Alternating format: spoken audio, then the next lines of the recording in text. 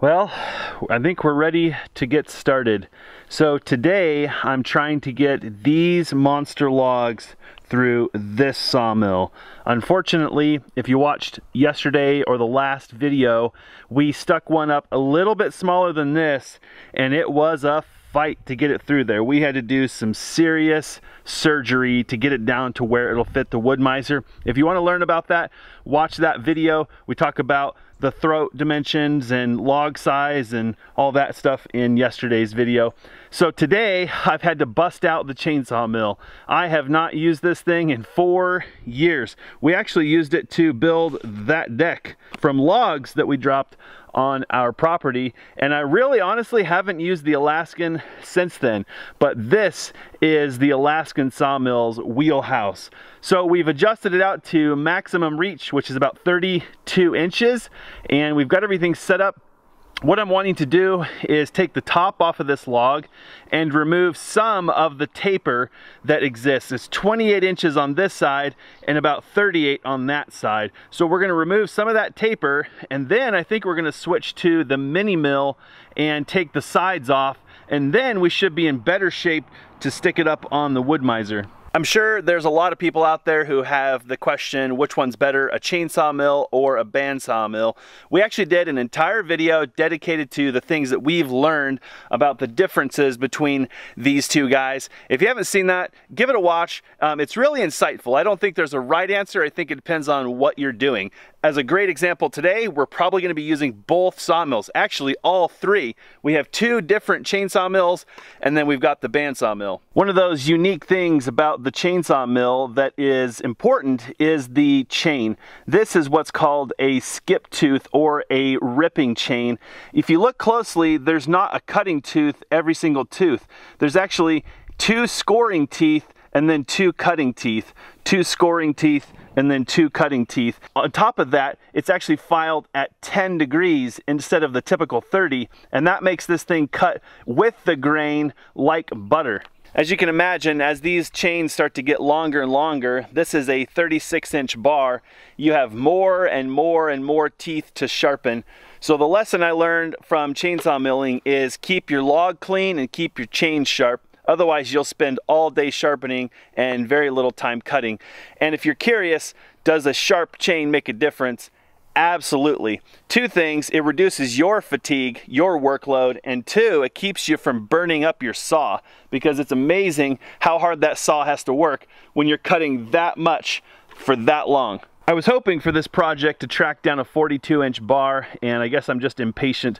I've been waiting on others who said they had one, and I've never seen it. So we're going to stretch this 36-inch bar to its maximum, and hopefully we will be able to get this job done. I've got 2 logs that I think we're going to need to do this to. I'm hoping we can get those both done today if we just kind of get to work. So we're using a 660 from Steel. This saw is a perfect platform for the chainsaw mill. That's why when you watch the video about chainsaw mills versus bandsaw mills, you'll learn that the cost difference between this guy and that guy isn't as much as you would think, because this saw is not cheap. I'm actually sawmilling these logs up for a friend who had a request. They've been very generous to us, helping us with our house build. They want 5/4 boards and 2.5-inch posts.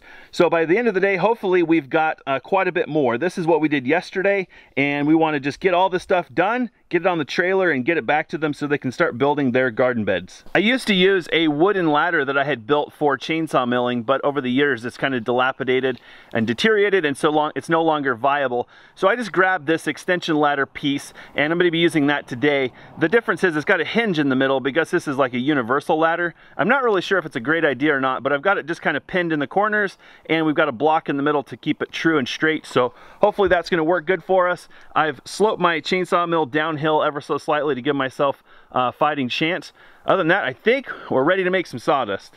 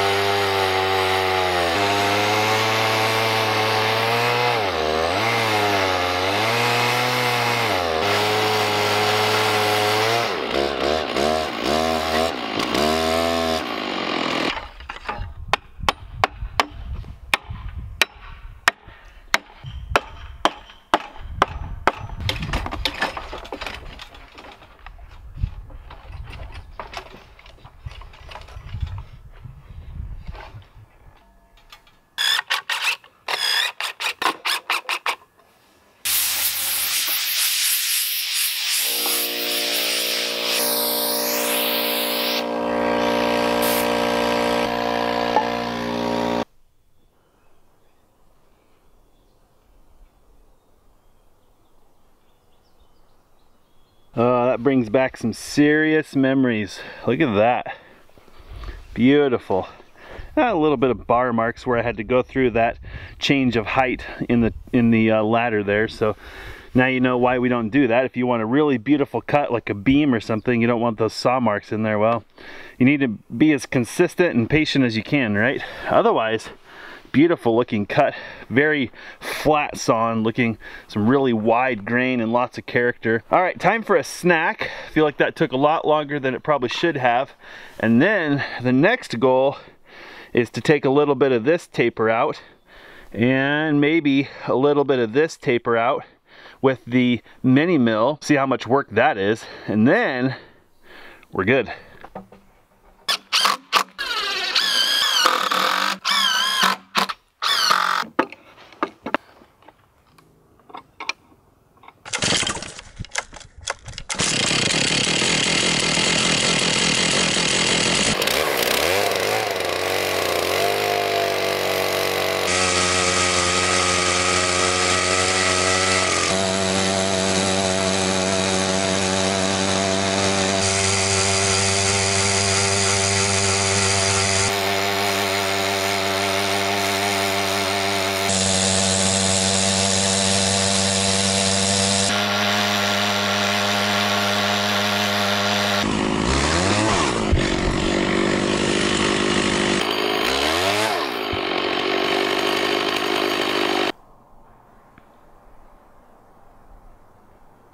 Well, that went super good, actually better than expected. I think I have to say I've never really used the mini mill with the 3-foot bar with the ripping chain, and honestly it's a workhorse. It's just as easy as the Alaskan.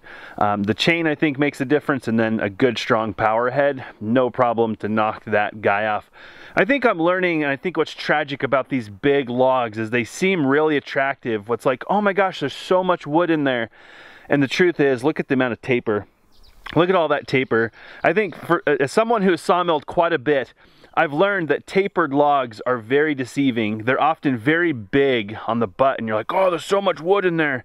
And the truth is, there's a lot of work and very little wood. You really have to be looking at the small side, and you have to be looking within the small side about what's there, unless you really want wood that looks like that. So I think I'm learning when I see tapered logs run, unless it makes a lot of sense to deal with their kind of personality. All right, so far chainsaw mill number 1 is a win, chainsaw mill number 2 is a win. I'm trying to remind myself that all I'm trying to do is get this thing small enough to throw it up on the wood miser and not screw around all day with the chainsaw mill. But I think we're gonna have to make a cut right here on this side and take just a squeeze off of here, and then I think this honker will actually fit in the sawmill.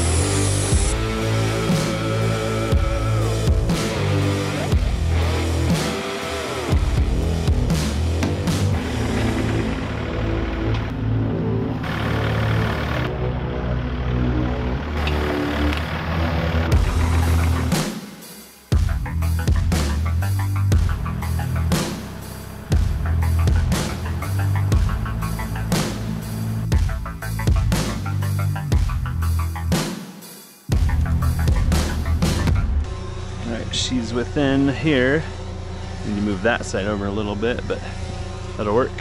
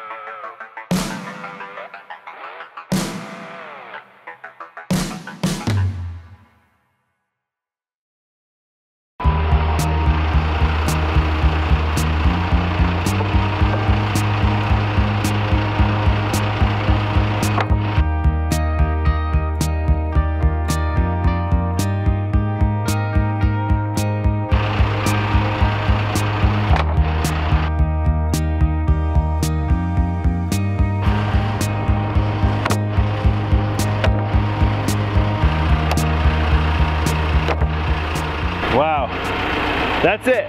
That's my work for the day. What an amazing day.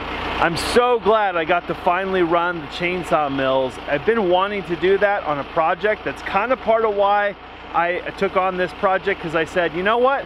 That's gonna be a challenge. That's probably gonna suck a little bit, but it's gonna give me a chance to kind of get back in the saddle and learn those chainsaw mills again. I think what I want to share about this is it's really, really sad how little these logs produce. That doesn't look like too much lumber, but not a little bit. I'm just saying that there should be way, way more lumber than that from a log that's that big. Those logs are just so much work, and they just don't really produce like you would think they would. But I'm really happy with how everything turned out, and I look forward to taking on the rest of this project, getting it wrapped up, and seeing this trailer chock full of beautiful cedar lumber and cedar posts. I hate to say it, but I feel like today I earned a cheeseburger. A big, juicy, cheddar barbecue sauce cheeseburger with some pickles and some mayo and maybe a little bit of like ranchy kind of tangy thing with some sweet potato fries and something really delicious to drink.